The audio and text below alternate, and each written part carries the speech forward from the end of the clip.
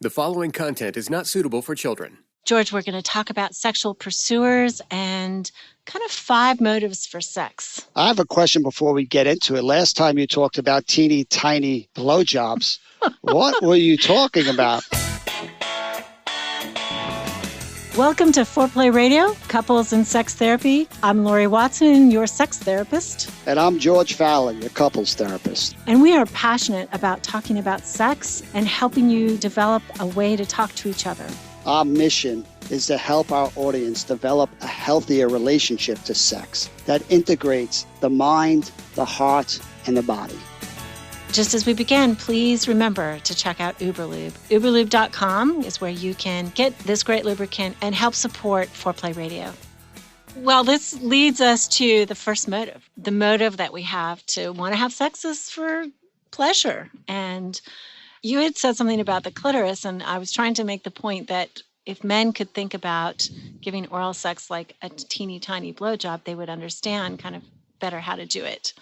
Maybe that doesn't make as much sense, but the clitoris has a glans, just like the penis has a glans, and that's her very, very most sensitive spot. So it's kind of like a P, very sensitive there. And so when he's thinking about giving her oral sex, I mean, he kind of has to think about the structure of the clitoris. And that was the way it was described to me. A patient, his wife told him about that, and it like made all the sense in the world. And maybe it didn't make all the sense in the world in the last podcast, but kept people listening. So you're saying he should be giving her little teeny tiny blowjobs down there. His idea of that was helpful? Yes, very helpful. I think because he began to think about the clitoris as analogous to the penis. I think men often don't know where they are. They don't know what they're doing, and sometimes don't even know where the clitoris is, right? They don't look. Women don't show them. So definitely for better pleasure, she's got to show, he's got to look, and figure that out. All right. I got in my data bank now, a teeny tiny blowjob. Thank you. How many times are you going to say that in this podcast? Okay, other motive for sex. So, I tend to think that any motive for sex is positive and healthy. Anything that draws us toward our partner is good. And certainly, but sometimes it gets messed up. So there's pleasure, there's intimacy. Sometimes we have sex just to express love and feel bonded with our partner. We want to feel close. We want to feel close physically, but also intimately. There's just nothing so intimate as sex. For my organized brain, let's give me the 5 motives, and then we can break them down. Okay. So there's pleasure. Okay. Intimacy, approval, coping, and procreation. All right. So we we started off talking about pleasure. Right. So with your pleasure, you're talking about more the physical side of sex, right? The sensations, your body being more engaged and present. Yeah. And I think sometimes if pleasure is the only motive, maybe then Becomes mechanical. It becomes mechanical, right? Or not relational. And, there are people out there that maybe just in hookups, that's all they want. They just want a moment of release. They just, want to have an orgasm. They don't know or care about this partner. And for them, that's their motive. In a relationship, I think it's probably more complicated than that. But it's fine to just sometimes, right? Just say, yes. I love that. Do it.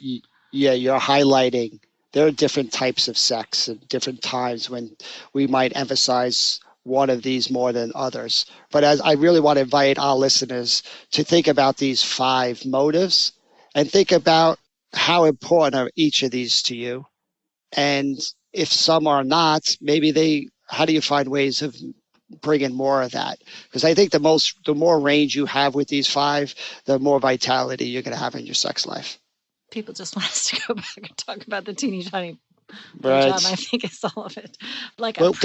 Before we move away from pleasure, right? That idea of it being not just about the orgasm, right? That's part of the pleasure, but just having your body more engaged, the different types of touch, sensual, erotic. There's so many different ways of really kind of increasing our range of kind of pleasurable activities in sex. If you think about pre-sex, the foreplay, sex itself, after sex, the afterglow, I mean, there's just so much pleasure that we could actually really think about and find ways of bringing more of that. I'd love in another podcast, Lori, to do like a real thorough way of assessing these different motives and how we could kind of find ways of introducing more of it into our love lives. All of it, all the skin on skin contact, just the naked skin to naked skin, warmth, all of that releases oxytocin too, which makes us feel connected to our partner. Pleasure is a great motive for sex.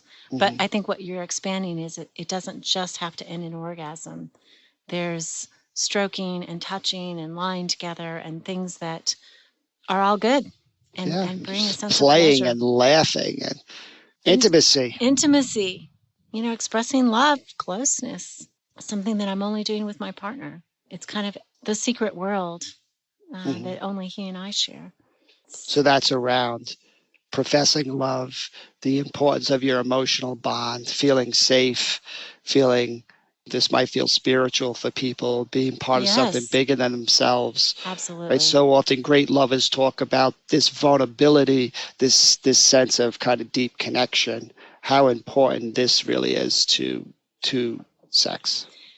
And I think that sometimes, especially in a female body, if you're not driven as much by hormones, the desire to make love to your partner does come from this desire for connection and intimacy. And I think men are driven more by hormones and what their body feels. So they have the edge on being motivated for pleasure. And sometimes they express disappointment. Well, she just wants to do it because she loves me. She just wants to do it because I'll feel good or something. And I'm like, anything to me that she's starting out of a place of love is a gift, especially knowing that her body will probably catch up. It makes sense why men want their partners to start with mutual desire, but that's not always super realistic. And that willingness to just engage, even if you're not, that really is a true sign of love, that you're hoping your body's going to kind of get warmed up after but starting off saying, hey, I'm willing to do this is a gift. And I think that therapists often want to talk about intimacy as the end result of sex, that this is the goal of sex, and it is certainly, but the research really shows that in secure attachment, pleasure and intimacy are kind of the two main motives that draw people together and fuel the sexual cycle. So it's important, yes, that it the sexual positive cycle. The sexual positive cycle. Okay. Right. So as you're thinking about your relationship, maybe you focus more on the pleasure part of it. Then how do you bring more of this emotional engagement, this awareness of the intimacy? Or maybe your relationship focuses a lot, does a great job with the intimacy and feeling safe and connected, but, is not so focused on the pleasure. Right? This is a good way of just noticing which areas you might want to lean a little further into. Yeah. And I think that this third motive is about approval. Sometimes people have sex just to avoid a fight or rejection from their partner. I see this a lot for women when they're dating. They know that sex is important and they want to be reassured that they're attractive to their partner. So they often have lots of sex before marriage, but it's often born out of this motive, like I want to get approval, I don't want to be rejected. And then because they haven't developed the part that is pleasure oriented, then they have work to do once they get into the commitment. Mm-hmm. And same with men. I think sometimes for them, pleasure is easy, but they haven't necessarily developed the part that is intimate, that is reassuring to their partner and creates an emotional bond. So it's not a bad thing. I mean, sometimes, right, having sex just to avoid a fight or, just because you're feeling a little anxious about the relationship, it works. It's so important just to normalize that this is a motive for a lot of people. I mean, there are a lot of male withdrawers who feel pressure, right? They're pursuing partner wants more, and they're really doing it out of approval too. They are. Right? They know it makes them feel closer afterwards. It takes pressure off. So they just want to kind of get it right. And, that this is a form of motivation. And I think that even sexual pursuers have sex for approval means. Like sometimes when the cycle gets out of whack, they're motivated to have sex to prove connection. And so it's not even about pleasure. It's not about intimacy. It's like, can I know that there's enough supply? Can I know that you love me enough to do this?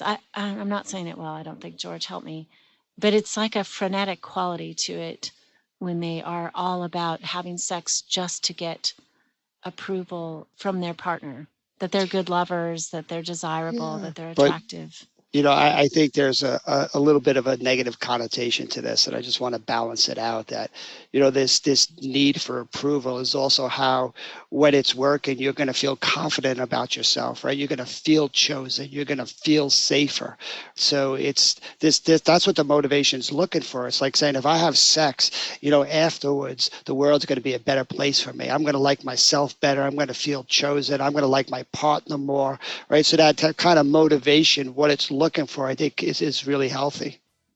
I agree. All of our motivations work when things are cooking. So we're talking about 3 motives: pleasure, and intimacy, and the desire for approval.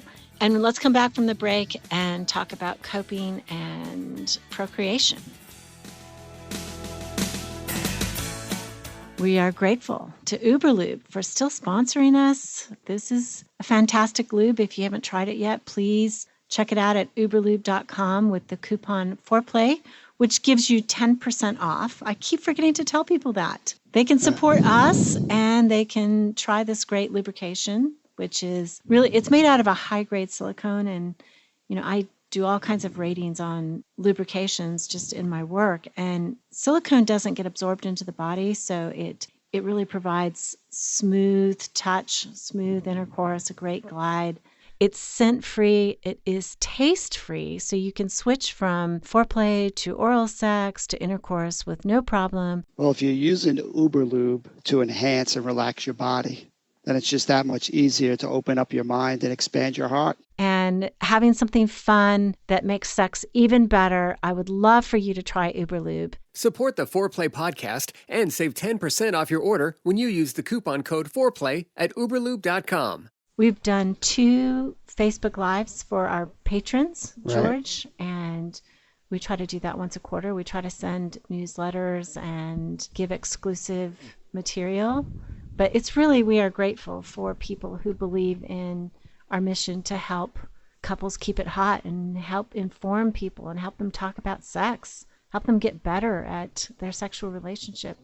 Right. And partnering with us it's really an honor to know people are joining us on this mission, that this is an effort to produce and for the listeners to put aside time, and we hope that's valuable. But when we join forces, it's just a lot easier to get that message out there. So we so appreciate the support, both financial and just to make those ratings and to spread the word, because our world really needs it. It does. And we get so many letters from people, not just patrons, that are grateful for what we're doing and say it's changing their lives. And so if you want to help us change the world, we would appreciate that support. And certainly this is something that our hearts are in and we've given a lot to, and you can join with us.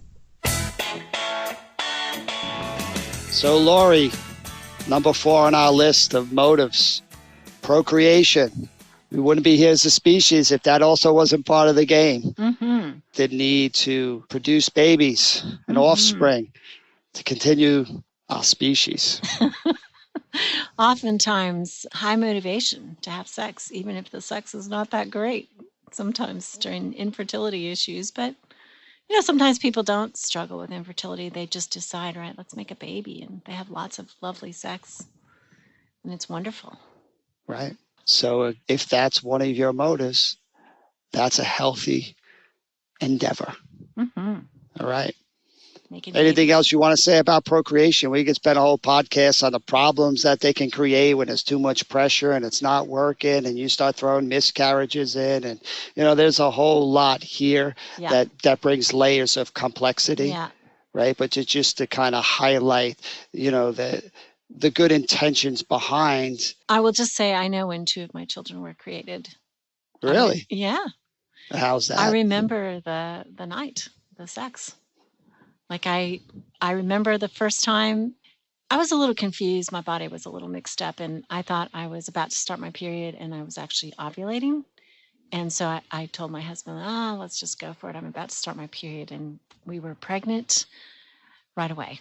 And then second baby was, I also felt myself that there was more difficulties. I had had a miscarriage. And so the doctor had said, don't try again. And I felt myself ovulating. And we'd gone through this period of infertility. And I just looked at my husband and I said, I'm ovulating. You want to go for it?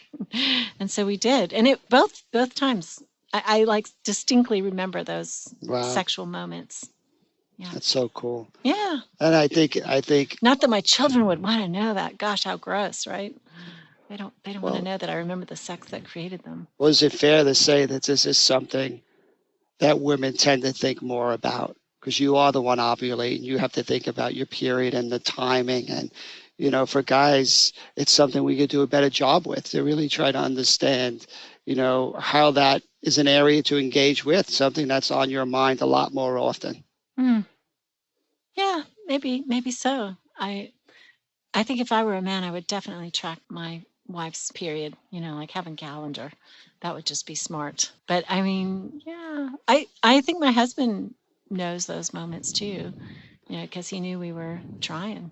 I don't know if he remembers the sex as well as I do, though. So it's not such a good strategy to get surprised and frustrated every time your partner's period comes? That is not such a great strategy.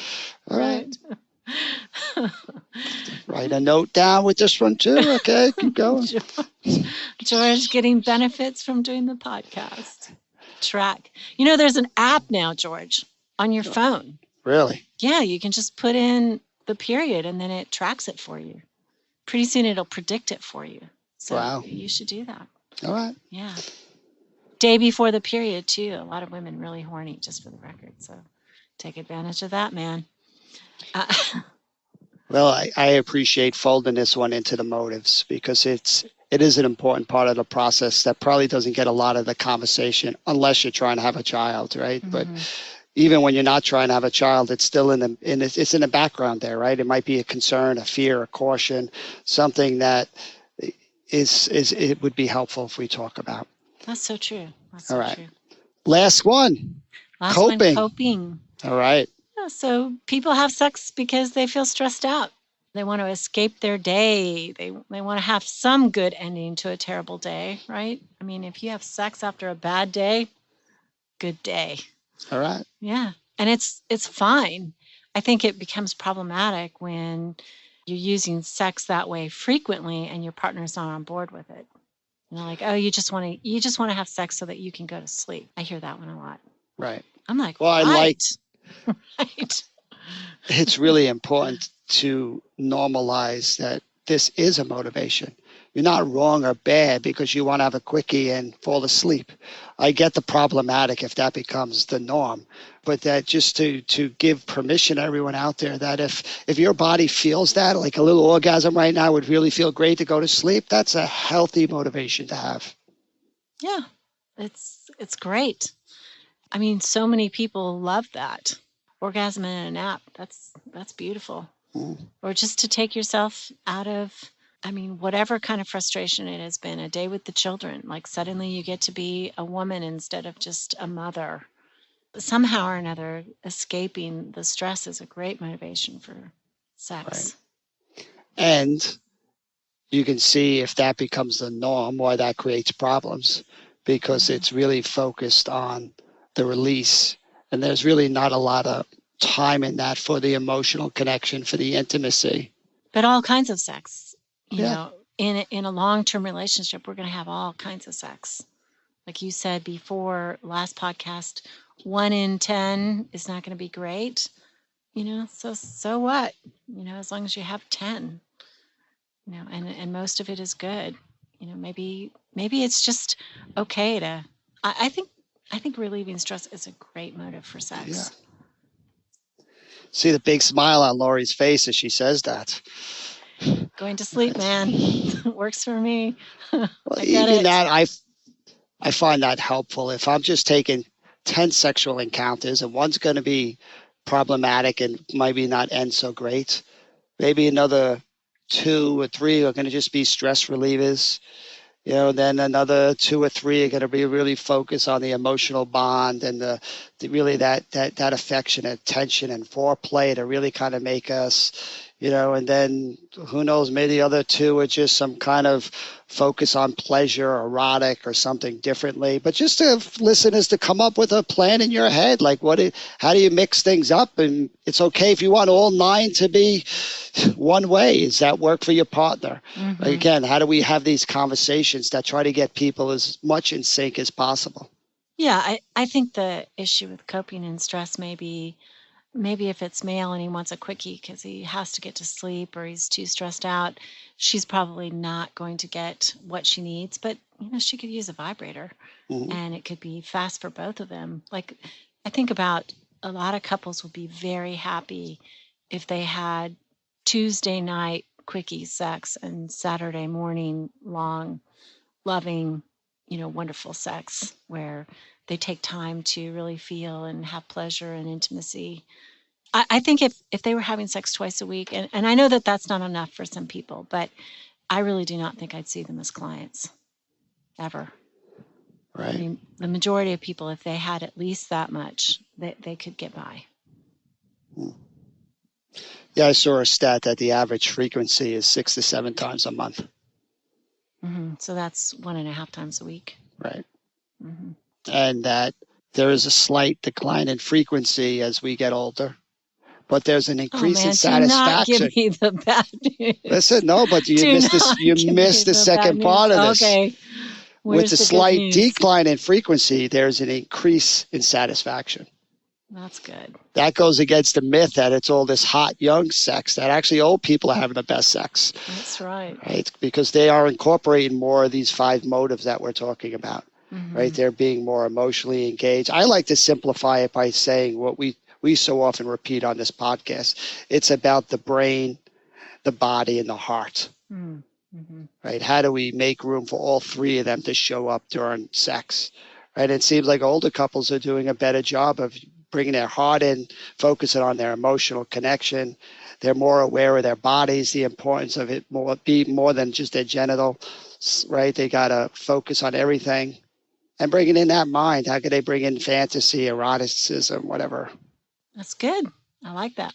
So heart, brain, and body, George. So the heart would be the intimate expression of love that sex gives us. So the body would be pleasure and coping. We release stress, we feel pleasure. And the brain. So the brain is really the approval one. Mm-hmm. And the body, of course, procreation too, I guess. But the approval is something's going on in our mind that we want to resolve, some conflict about connection, something that we are needing for security, something that, will make us feel better about the relationship. That might be the mind. And I also think about it, maybe we're going outside the box a little bit here, but that whole need for mystery and novelty and different positions and fantasy, right? That just raises the levels of engagement in a relationship. And I think for a lot of couples, that's part of the motive, what they're looking for. What they're going to get from that is more pleasure. They're going to get more of a connection.